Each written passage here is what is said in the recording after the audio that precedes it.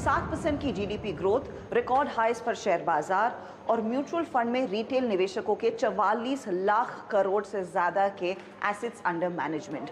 इन सब आंकड़ों को देखें तो साफ है कि भारतीय निवेशक बड़े पैमाने पर इन्वेस्ट कर रहे हैं, अपने फ्यूचर के बारे में सोच रहे हैं। लेकिन अगर इंश्योरेंस की बात करें तो भारत में इंश्योरेंस पेनिट्रेशन 5% से कम है। शायद यही वजह है कि इंश्योरेंस रेगुलेटर 2047 तक इंश्योरेंस फॉर ऑल की बात कर रहा है। और कुछ ऐसे ही मकसद के साथ 2008 में एक कंपनी ने अपनी शुरुआत की। आगे चलकर ये एक बड़ा यूनिकॉर्न बना, स्टार्टअप इकोसिस्टम का पोस्टर बॉय बना और आज ये एक लिस्टेड एंटिटी है। जी हाँ, मैं बात कर रही हूँ पीबी फिनटेक या फिर policybazaar.com की।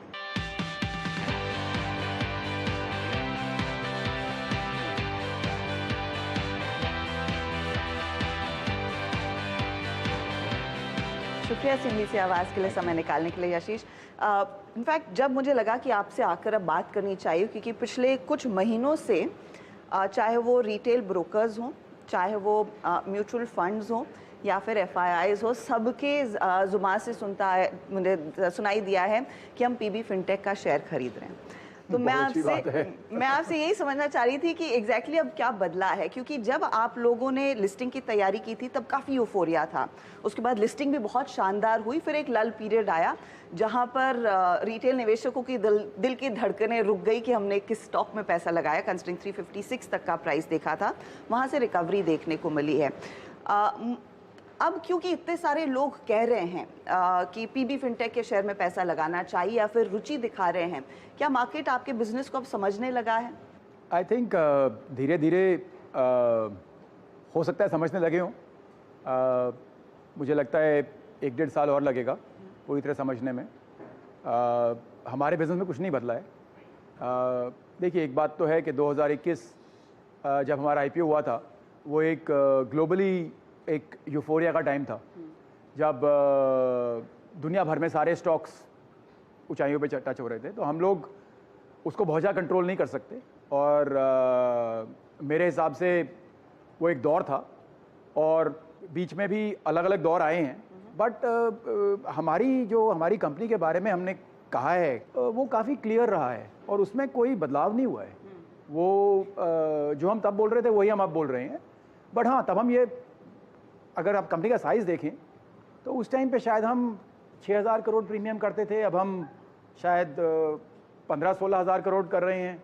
तो हाँ, कंपनी बढ़ गई है। बड़ा बदलाव तो आया है। बदलाव आया है, लेकिन वो बदलाव तो हम कह रहे थे कि वो आएगा। तो ऐसा नहीं है कि मतलब कुछ अनएक्सपेक्टेड हुआ है। आई थिंक कंपनी जो कह रही थी उस पर डिलीवर कर रही है और करती रहेगी। और मेरे हिसाब से वही एक बड़ी चीज़ होती है पब्लिक मार्केट्स में कि लोग देखें कि जो आप कह रहे हो वो आप करते हो कि नहीं।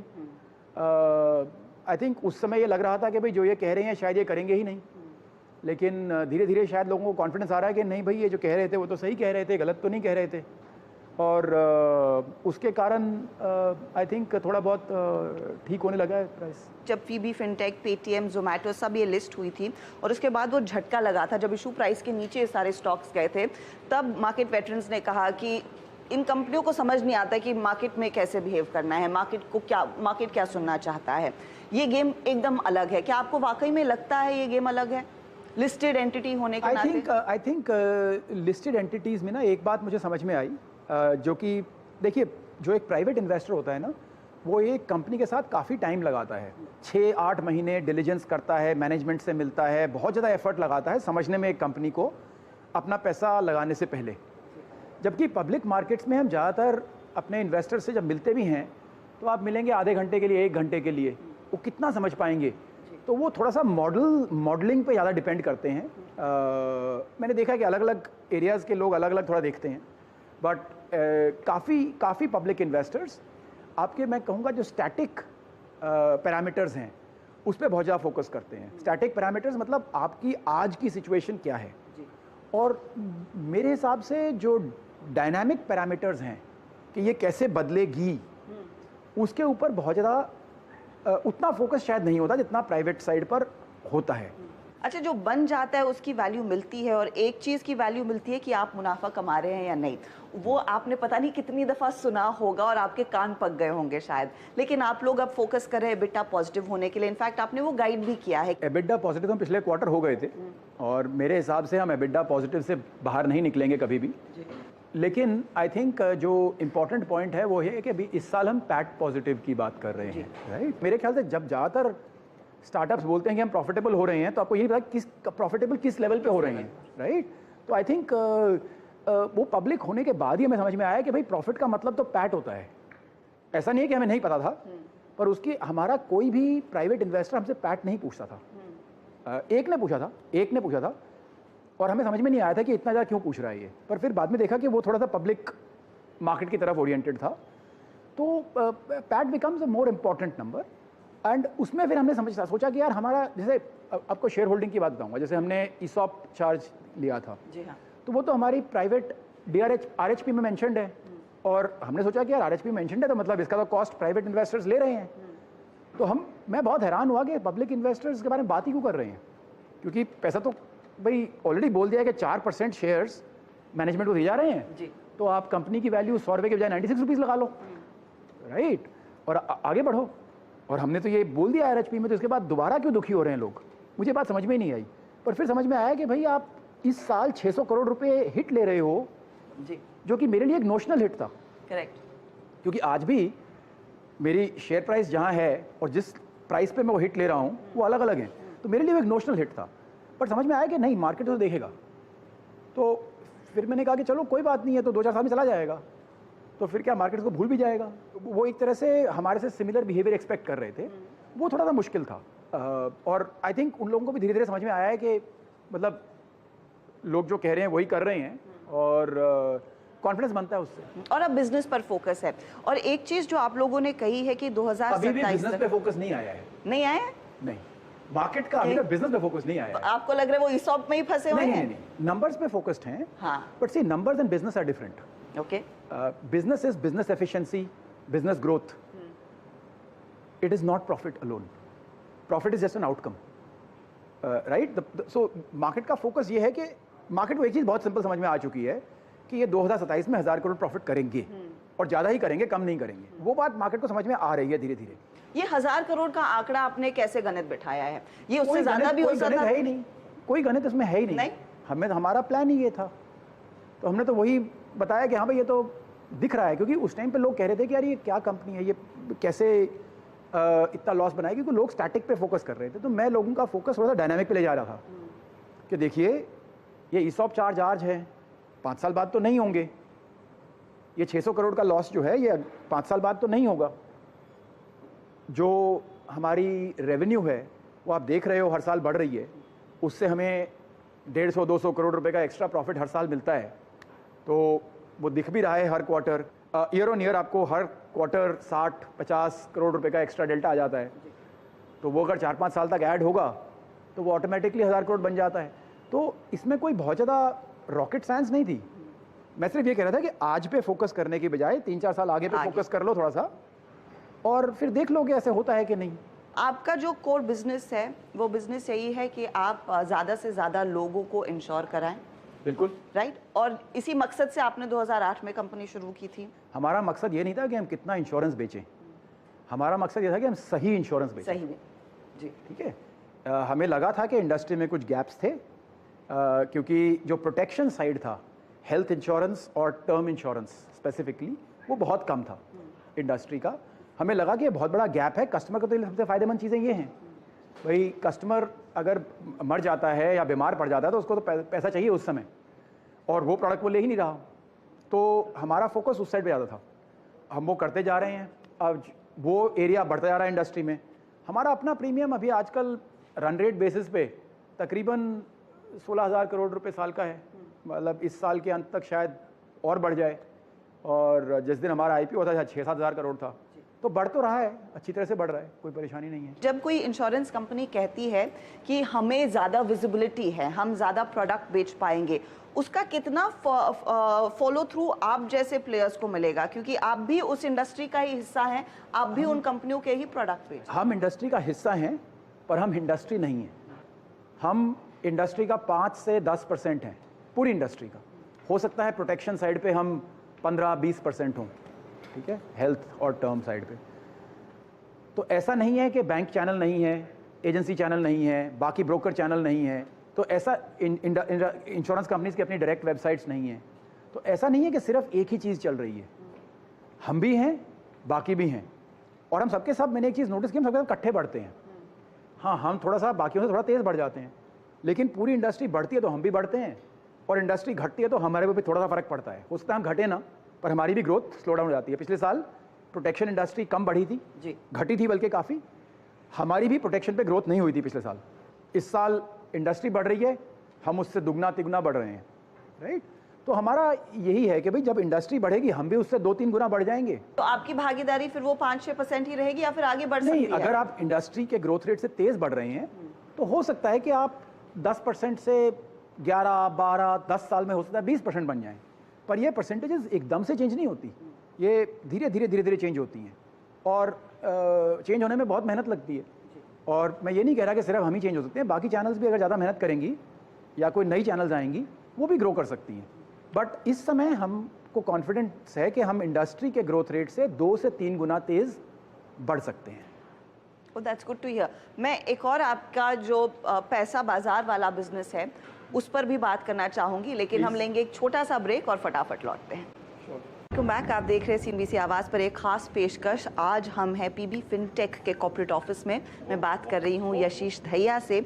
और यशीश, आपने इनफैक्ट बखूबी हमें समझाया कि पॉलिसी बाजार किस तरह से काम करती है, क्या वो चीज़ें हैं जो ड्राइव करेगी बिजनेस को। आपने पैसा बाजार पर भी काफ़ी ज़्यादा एफर्ट्स लिए हैं। ये क्रेडिट बिजनेस आप लोगों के लिए कितना बड़ा हो सकता है?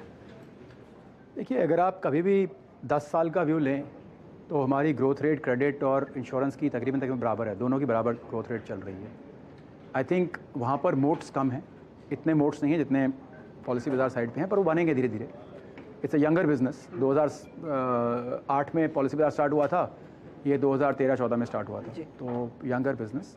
बट अगर आप तब से ग्रोथ रेट देखेंगे दोनों का सिमिलर है। होता क्या है कि क्रेडिट में कई बार आपको हायर ग्रोथ रेट दिखता है, बट फिर करेक्शन आती है बीच में, जब करेक्शन आती है तो ड्रॉप हो जाता है। तो अगर आप 1 साल का व्यू देखेंगे तो कभी कभी आपको higher growth rate, lower growth rate मिलेगा, but on a sustained basis similar growth rates across the businesses. और लोगों को लोन चाहिए होते हैं। जब आपको लोन चाहिए होता है उस समय आपको ये जानना होता है कि मुझे आज लोन कौन देगा। पैसा बाजार 70 कंपनियों के साथ काम करता है। इसमें बैंक्स हैं, बड़े बैंक्स हैं, NBFCs हैं, फिनटेक्स हैं। उनके साथ जाके आपको नहीं पता आपके लिए कौन सी कंपनी बेस्ट है। आप आते हो, आप कहते हो मुझे 3 लाख का लोन चाहिए, 3 साल के लिए चाहिए। पैसा बताता है कि भाई आपको आज के दिन पे ये कंपनी बेस्ट लोन दे सकती है। कुछ कस्टमर बहुत हाई एंड पे हैं, उनको प्री अप्रूव्ड लोन मिल जाते हैं। कुछ कस्टमर को बचा के बताते हैं आप लोन मिल नहीं सकता आपको, क्योंकि आपको किसी और तरीके से करना पड़ेगा। तो स्टेप अप कार्ड्स हैं, अलग अलग तरह के स्कीम्स बनाती है। तो क्या है कि हर तरह के कस्टमर के लिए उसके पास कोई ना कोई सोल्यूशन है, और इसीलिए उसको 70 पार्टी के साथ काम करना पड़ता है। एक चीज़ जो हमने सुनी थी जब फिनटेक्स और लेंडिंग की बात हुई, और RBI ने उसमें काफ़ी कमर कसने की कोशिश भी की है कि अंडरराइटिंग कौन कर रहा है। क्या ये दबाव आप लोगों पर आता है या फिर जिसका प्रोडक्ट बिक रहा है उसी की रिस्पॉन्सिबिलिटी है? देखिए, अगर आप 70 कंपनियों के साथ काम कर रहे हैं तो आप 70 के साथ तो अंडरराइटिंग डील नहीं कर सकते। तो पैसा बाजार उस बिज़नेस में नहीं है। पैसा बाजार एक प्योर प्लेटफॉर्म है जहाँ पे एक कस्टमर को ये पता लगता है कि भाई आपको लोन चाहिए कहाँ से मिलेगा, कहाँ से जल्दी मिलेगा। आप हैरान होंगे, लोगों को इंटरेस्ट रेट पे इतना इंटरेस्ट नहीं है कितनी जल्दी मिल सकता है उस पर। कन्वीनियंस पे ज़्यादा है। आप इस समय कई सारे नए बिजनेसेस पर भी फोकस कर रहे हैं, उस पर थोड़ा सा एक अंदाज़ा दे सके। POSP एक है, और न्यू इनिशिएटिव्स का क्या योगदान रहने वाला है अब यहाँ से आगे अगली ग्रोथ ट्रैजेक्टरी के लिए? तो देखिए, जब आप एक 5 साल का व्यू लेते हैं या इवन 10 साल का व्यू लेते हैं, तो जो न्यू इनिशिएटिव्स हैं वो बहुत बड़े कंट्रीब्यूटर नहीं होने वाले प्रॉफिटेबिलिटी पे, ना लॉस पे, क्योंकि जो कोर बिजनेस है उसका प्रॉफिट और लॉस इतना होगा कि उसके सामने ये काफ़ी मीनिंगलेस होंगे दोनों साइड पे। लेकिन इससे हमको स्केल काफ़ी मिल सकता है। हमारे न्यू बिज़नेस क्या हैं? एक तो POSP है, जिसमें क्या होता है कि बहुत सारे लोग हैं जो कि इंश्योरेंस बेच सकते हैं। हम उन्हें टेक्नोलॉजी देते हैं कि भाई आप बेचिए और उसके लिए जो भी वो बेचते हैं उसके एफर्ट का उन्हें पे आउट मिलता है। जो हमें इंश्योरेंस कंपनी से कमीशन मिलता है तकरीबन उसका 95% उन्हें चला जाता है। तो उस 5% में हमें देखना है कि हम अपना टेक्नोलॉजी कॉस्ट कैसे मैनेज कर सकें, और वो हमें लगता है हम कर पाएंगे। दूसरा है हमारा पीबी फॉर बिजनेस। ये है जहाँ पे हम एसएमईज जो कि छोटी कंपनियाँ हैं,